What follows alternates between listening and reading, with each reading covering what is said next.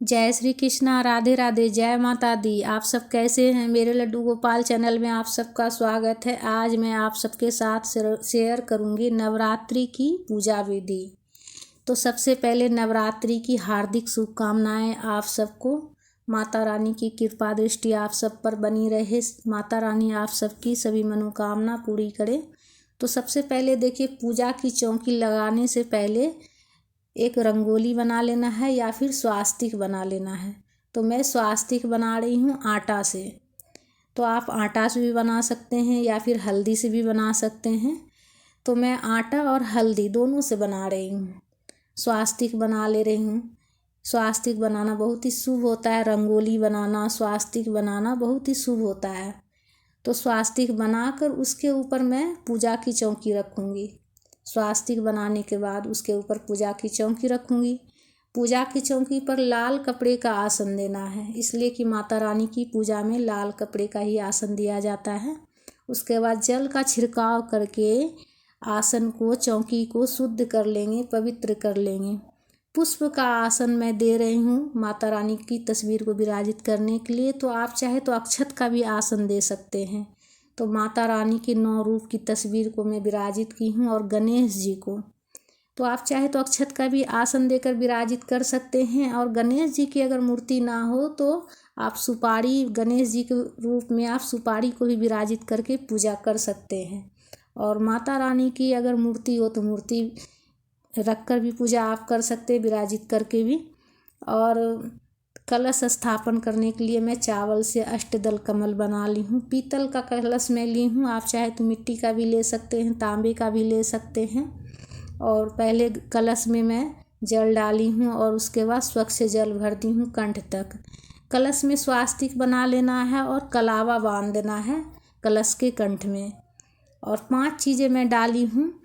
एक गांठ वाली हल्दी, एक सुपारी, एक पुष्प और अक्षत और एक सिक्का। तो आप चाहे तो लौंग, इलायची भी इसमें डाल सकते हैं, बतासा भी डाल सकते हैं कलश में। और 5 पत्ते मैं ली हूँ आम का डंटी सहित। तो आप चाहे तो अशोक का भी ले सकते हैं और चाहे तो आम का भी ले सकते हैं। तो 5 पत्ते मैं ली हूँ और पत्ते पर मैं तिलक कर दी हूँ रोली से और पीला वाला चंदन से। और पीतल का एक कटोरी ली हूँ और उसमें चावल भर के कलश के ऊपर रखी हूँ। नारियल मैं ली हूँ जटा वाला, पानी वाला नारियल होना चाहिए। कलश स्थापन के लिए पानी वाला नारियल लेना है। और कलश के नारियल के ऊपर मैं चुनरी लपेट रही हूँ। आप चाहे तो कलावा भी लपेट सकते हैं। तो मैं चुनरी लपेट रही हूँ। नारियल पानी वाला ही होना चाहिए। और चुनरी लपेट कर कलश के ऊपर रखेंगे और नारियल का मुख अपने तरफ रखना है। कलश के ऊपर रखने के बाद कथा की पुस्तक हो तो उसे भी पूजा में ज़रूर रखें पढ़ने के लिए। तो मेरे पास दुर्गा सप्तशती का है, मैं दुर्गा सप्तशती का पाठ करती हूँ, तो इसीलिए से मैं पूजा में रख रही हूँ। अगर आपके पास दुर्गा चालीसा हो तो दुर्गा चालीसा रख ले। जो भी माता रानी की तस्वीर ये हो, पुस्तक हो, तो आप रख ले पूजा करने के लिए। माता रानी का जो भी पुस्तक हो, कथा की पुस्तक हो, तो वो आप रख ले पूजा में पढ़ने के लिए। और पुष्प का आसन देकर दीपक प्रज्वलित कर लेंगे, इसलिए कि पूजा में सबसे पहले दीपक प्रज्वलित की जाती है। और जल का छिड़काव करते हुए भाव स्नान करा लेंगे गणेश जी को, माता रानी को। उसके बाद वस्त्र रूपी कलावा अर्पित करेंगे गणेश जी को और माता रानी को वस्त्र रूपी कलावा अर्पित करेंगे। कलश के ऊपर भी कलावा अर्पित कर लेंगे। तो नवरात्रि के दिनों में आप कोशिश करें कि पूजा की चौकी जहाँ आपकी पूजा की मंदिर हो उसी रूम में आप माता की चौकी लगाएं। इसलिए कि जिस जगह पर माता की चौकी लगाया जाता है वहाँ जूता चप्पल पहन कर नहीं जाया जाता है। तो कोशिश करें कि जिस रूम में आपका पूजा का मंदिर हो उसी जगह माता की चौकी लगा कर पूजा करें। रोली का तिलक कर लेंगे गणेश जी को और माता को सिंदूर लगा लेंगे। सभी जितने भी माताएं हैं सभी को माता को सिंदूर लगा लेंगे। माता की 9 रूप वाली तस्वीर है तो सभी माता को सिंदूर लगा लेंगे और रोली से माता की जो सवारी है शेर, उनको भी तिलक कर लेंगे और कलश का भी पूजा कर लेंगे, दीपक का भी पूजा कर लेंगे।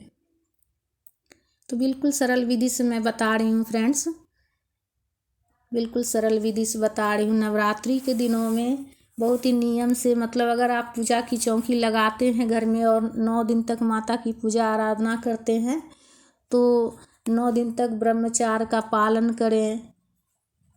घर में लहसुन प्याज नहीं बनना चाहिए, झूठ नहीं बोलना चाहिए, घर में झगड़ा लड़ाई नहीं होना चाहिए। बिल्कुल मतलब ब्रह्मचार्य का पालन करना चाहिए। घर में बिल्कुल सात्विक भोजन बनना चाहिए। पुष्प अर्पित कर लेंगे माता रानी को, लाल पीला रंग का पुष्प अगर हो तो अर्पित कर लेंगे, इसलिए कि माता रानी को लाल पीला रंग ज़्यादा पसंद है। तो लाल हो तो लाल अर्पित करें, या फिर पीला हो तो पीला कर ले, या फिर जिस भी कलर का पुष्प हो अर्पित कर ले। तो एक प्लेट में मैं स्वास्तिक बना ली हूँ और एक मिट्टी का कुंडा ली हूँ और उसमें मिट्टी भर के प्लेट के ऊपर रखी हूँ ज्वार बोने के लिए। तो मिट्टी कहीं शुद्ध जगह, पवित्र जगह से लेना है।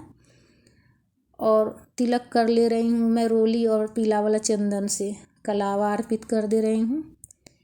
कुंडे का भी पूजा कर लिए हैं। तो मिट्टी कहीं शुद्ध जगह, पवित्र जगह से लेना है।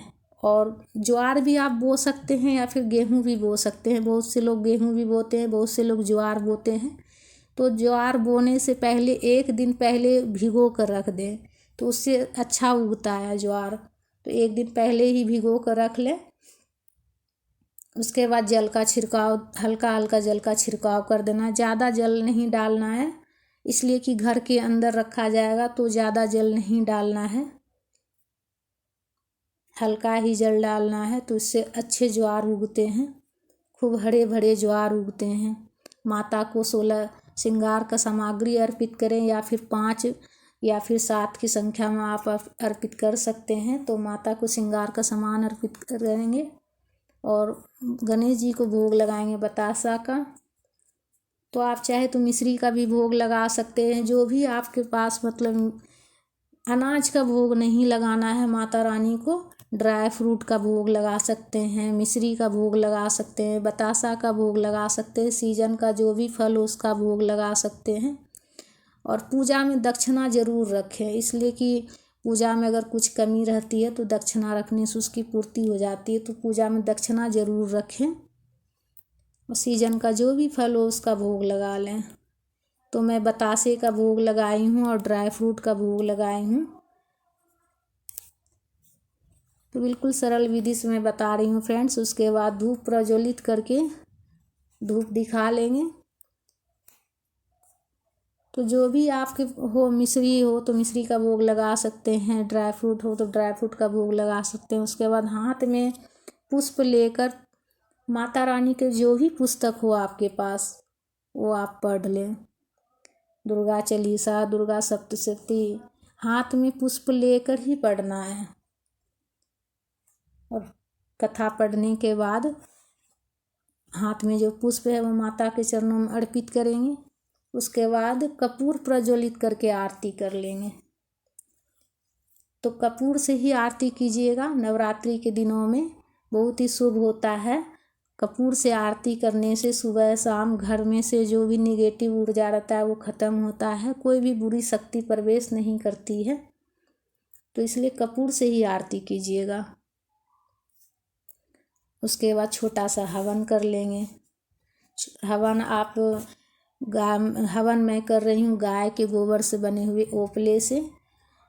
तो हवन सामग्री से कर रही हूँ मैं।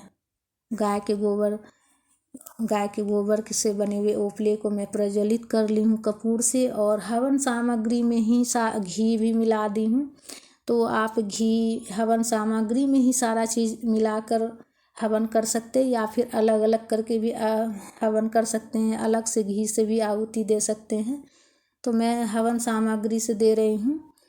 तो 11 बार, 21 बार, 5 बार, इस तरह से मतलब 51 बार माता रानी के मंत्रों का जाप करते हुए हवन कर लेंगे, छोटा सा हवन।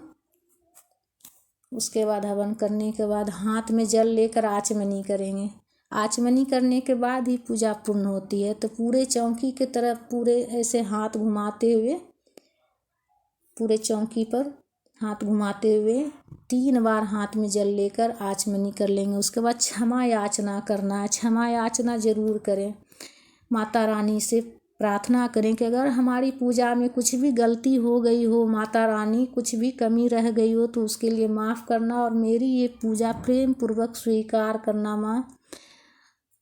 तो इस तरह से पूजा पूर्ण होती है। तो मैं बिल्कुल ही सरल विधि से आप सबके साथ शेयर की हूँ फ्रेंड्स। तो हमारा ये वीडियो आप सबको कैसा लगा? अगर अच्छा लगा तो लाइक ज़रूर कीजिएगा फ्रेंड्स, और हमारे चैनल पर अगर नए हैं तो सब्सक्राइब ज़रूर कर लीजिएगा। नवरात्रि की हार्दिक शुभकामनाएं एक बार फिर से आप सबको। जय माता दी।